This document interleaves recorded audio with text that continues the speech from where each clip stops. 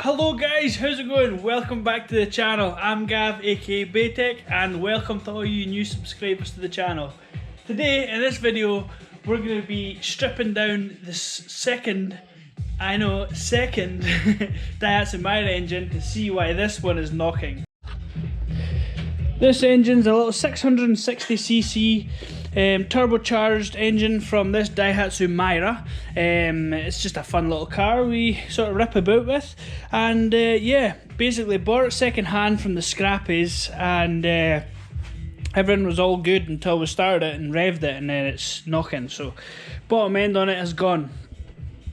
If you've kept up with me on Instagram or whatever, you will know I've managed to source a crank from the Pistons shop on Facebook. I tagged them in the last video, I'll tag them in this video as well. And they've given me new bearings and stuff like that. So the plan is to strip down this engine. Hopefully we've got some spare parts we can use. We need rods and we need pistons. And we're going to make a wee build video on this. Yeah. Without further ado, let's start pulling this thing apart. Chest mount. So yeah, let's crack on. So we need to take off these bolts here first, 17mm. So let's get impact gun.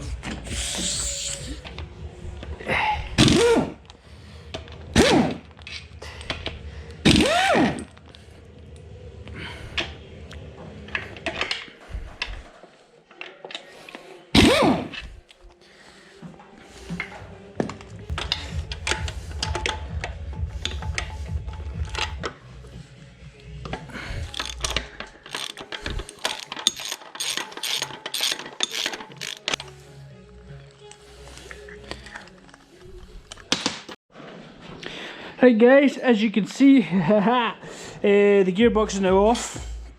I need to head into town now because the missus ordered a takeaway. So yeah, I'll leave it at that just now. Where are we at? So we've got engine on the stand. Probably going to start taking off mounts, inlet manifold. In fact, you know, I'm going to put the flywheel off because if you look up there, I got myself a new engine stand. So yeah, it'd be cool to get that on the engine stand, and then I can do everything on that. Saves having to swing everything off a crane. Right guys, missus is fed, so that'll give me another 10 minutes or so before I'm called back in. Yeah, so we'll wrap off this clutch and we'll go for there.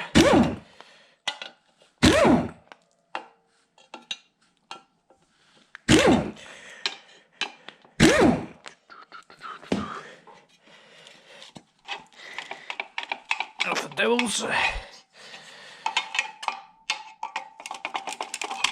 we go.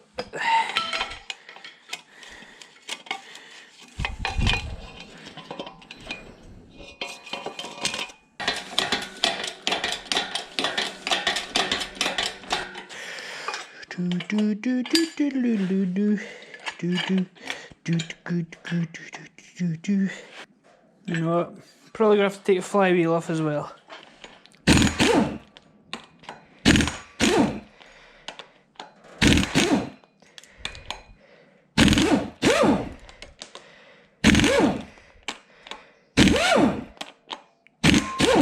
There's these bolts I have to watch you for.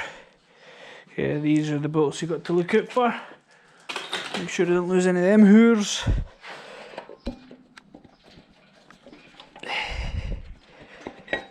So weird.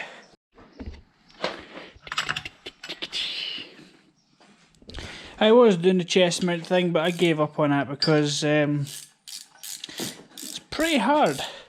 Pretty hard to keep an eye on where it's looking at, really. So yeah, basically I managed to find some bolts, some old bolts that fit in the thread, so that's ideal. Get it sort of nipped up, and when that's done, we'll stick it in there. Get these lined up then.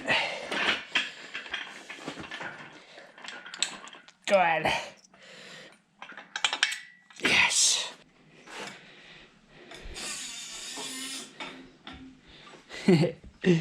Yeah.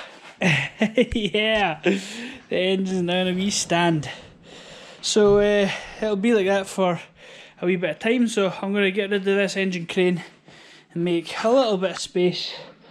So guys, I'm about to get pulled in for the night, so what I'm going to do here is polyurethane up the engine mounts. You can see I've put a wee bolt in there, and I've done the other side. Just basically I'm going to fill these up with some of this stuff here. This is Tiger Seal.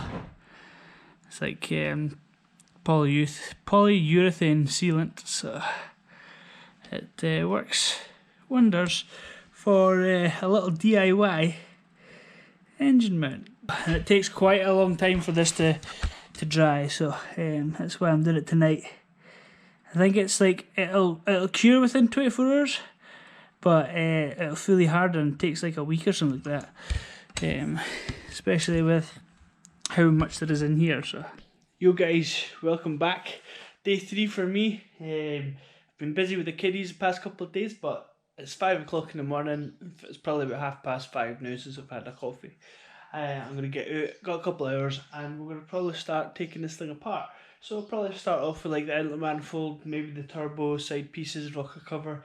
You get the gist. I'll probably fly through this because if you want to see the full assembly of one of these, you'll see it in one of my last vids. I'll put the link up here if you want to watch it. So yeah, let's get battered into it and start pulling this thing apart.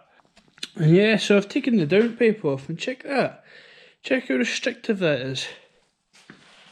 We'll need to do something about that. I might cut the flange off this here and just weld on about a 2.5 inch pipe and make my own little downpipe. I think that's maybe an idea. I like the idea of the chamber getting big here, but get smaller here again, slowing airspeed down.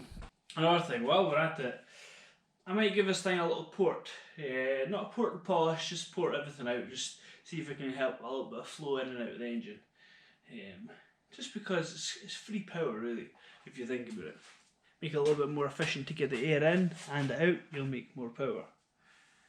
Yeah.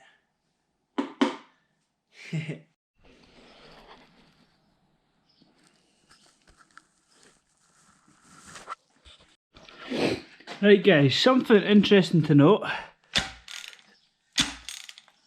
It's a non-interference engine. However, it's definitely been apart before because I can see a lot of the block and head's been painted. However, inside here, in these cams, they need to be locked together, and you need to line up these holes inside here right the way through. You can see here the gear actually is split and it's sprung. I think it's just to keep tension or something. But the holes don't line up, which means somebody's had it off before and just never realised they had to preload this gear here and I've put it back in. So what I've done is I've marked a cup here and here and here, just used a little automatic center punch and just made some marks so I could tell it's numbered here. So I basically got 2, 3, 4, 1, 2, although they are joined together, so I shouldn't go far wrong. Yeah, so we'll see here, if I lift this up, if this springs out the way, it was tensioned. If it doesn't, then you know for a fact that they've now preloaded the cam. Oh, yeah, so they never preloaded the cam. These holes, you basically spin them round until they mate up. You can do it in a vise and then just chuck a 6mm drill bit through, just to keep it locked in time. Rightio, cams are out.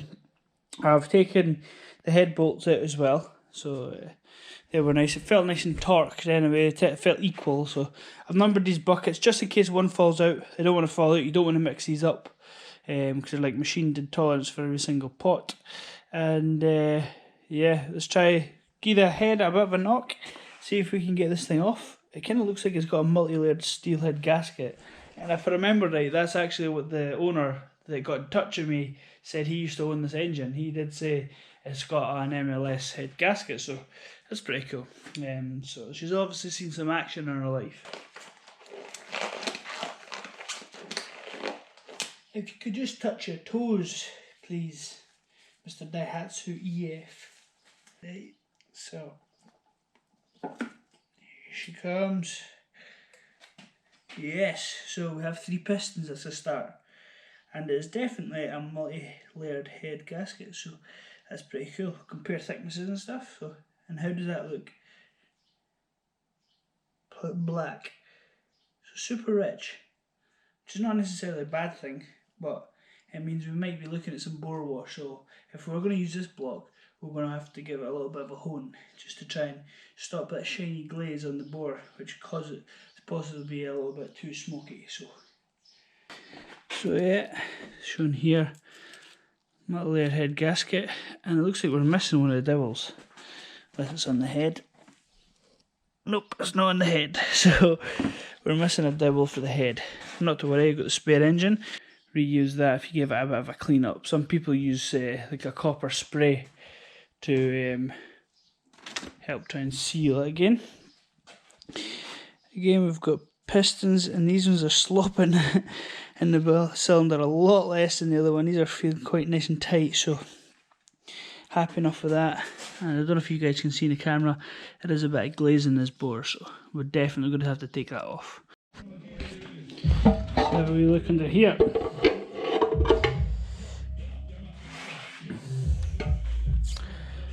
Okay, so far it doesn't look like the rod bearings have overheated like it did in the last engine. I've got to say this one down here definitely looks a little bit darker, but it doesn't look like it's been overheated. But another issue is if you look inside the pan, that's shards of metal.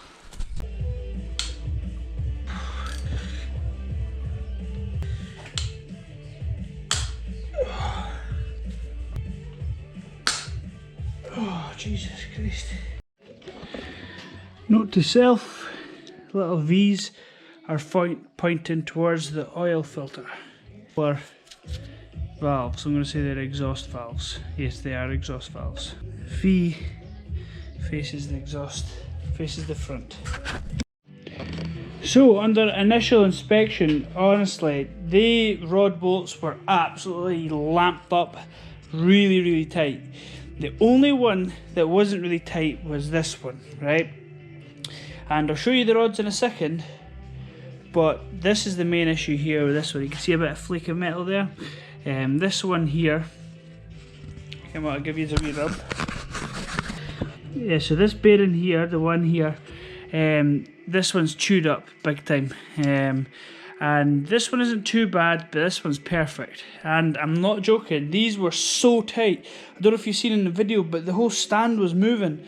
Like, the rod bolts just shouldn't be that tight, so I'm not sure if somebody at some points maybe chucked a new set of shells in and just lamped them up, because I'm not joking, like, I struggled to crack them right off. I thought I was going to strip something. So if we come over here, I've got these just 1, 2, 3. You can see one in here. That scoring right in the middle and right around there. I'm pretty sure that can be from over torquing the bearing, because it's not on the sides, it's not on here. The scoring is purely on the tops here and top here at bottom. So I'm going to measure these up because I'm not sure if these are standard shells. The middle one here, this one pretty much near enough spun, but you can see how it's actually bent out in the middle here, and the inside is just the same size. And then if we look at the final one, that one is perfect. You could pretty much use that shell again. So yeah, interesting little find. The rods don't look bent, the pistons look good as well. So I've not had a look at all the ring lands, but they don't look cracked, and it doesn't look like any major sign of debt. Obviously I don't recommend putting your shells in a vise, however I'm just showing you this out of sort of test. So we've got 15.65, something like that there. If you look in the middle, we've got 17.2, so it's properly splayed out on the bottom. So that to me could be because of incorrect torquing, or you know, the debt itself just squishing out the bottom of this rod bearing itself, and that's where the knockings come from, is because oil pressure just can't, you know, take up that space because it's obviously squished right down. It's properly deformed. So good find. Obviously crank's pretty fucked. Might be able to grind it. I'll need to measure it up and stuff like that with the manufacturer specs. So yeah, that's the find element from this. As you can see, that one's nice and shiny. That's number 3, and the rest of them, meh. So what I want to do now, I'm pretty sure the mains are going to be fine actually, because it doesn't look like it's an oil pressure issue. So I'll take off the front cover and I'll whip off these bolts and we'll have a look at the mains. Right, so I've pulled off these here. There is scores, don't get me wrong. I mean, this one here, for instance, I don't know if you can see that there, but there's like a stone being dragged around it, just a little bit. No, I'm not saying it's a stone, but it's a piece of metal anyway, or something hard, been dragged around and embedded itself in the shell. Itself, it's in the mains bearing. So and yeah, these don't look too bad. I mean, you could probably give these a bit of a clue. That one is fucked because that was the rod bearing, but you know, the mains are okay by the looks of things. And the thrust bearings, you know, thrust washers, they're in there nicely. There we have it, 3 open holes. Yeah, so the mains bearings themselves, there was a bit of shite in them, stuck in the bottoms.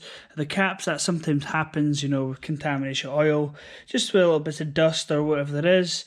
You can still see there's bits of shell here, just flakes of it kicking about the place from that.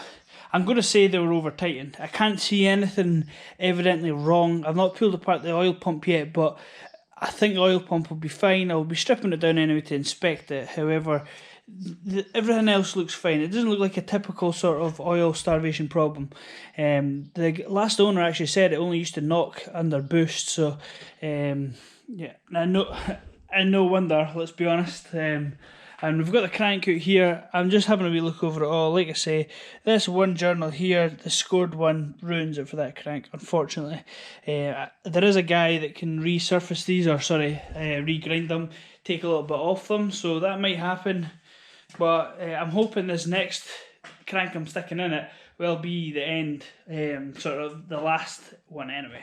And then if that doesn't work, I wonder if a K20 will fit inside one of these. To be honest, I don't think it will. I think it's too narrow, the chassis legs, and I don't want to start cutting up chassis legs and stuff, so I might stick with these engines for a little bit. But folk building engines in general, just follow OEM manufacturer specs of most stuff, like piston and gaps and stuff like that. Yeah, you can maybe loosen them up if you're chasing a little bit more power so they don't bind, but when it comes to shells, bottom end, torquing sequences and stuff like that, just keep with the OEM stuff. And when we're building this engine, I'm going to be going through the specs, the OEM specs with it, and I've, like I said, you've seen in the last video where I checked all the clearances and tolerances and the crank itself for wear, do that sort of stuff, and you shouldn't go wrong. I'm saying that, watch this thing, it'll fucking blow up or something, but I'm going to try and go through it by the book and do things properly. Make sure everything's nice and clean. I'm going to wash this whole block down in petrol now and blow out all the oil galleries and stuff like that. You need to do that because if there's any oil contamination still in the block somewhere, it's just going to, you know, go in your shells and fuck up the engine again, basically. So yeah, so that's where I'm at, and that's going to do it for this video. So if you've enjoyed it, give us a thumbs up. If you didn't like it, give it a thumbs down. Feel free to subscribe if you want, guys. This is the stuff I normally do in the channel, just fanning out with engines in my garage myself. And normally I've got pals, but because of this pandemic that's going on just now, I've not got any mates. You guys are my mates, and I'm proud and I'm pleased that you guys have come along with me on this journey of pulling this heap of shit apart. But anyway, guys, you guys take care, and we'll catch you in the next vid. Cheers.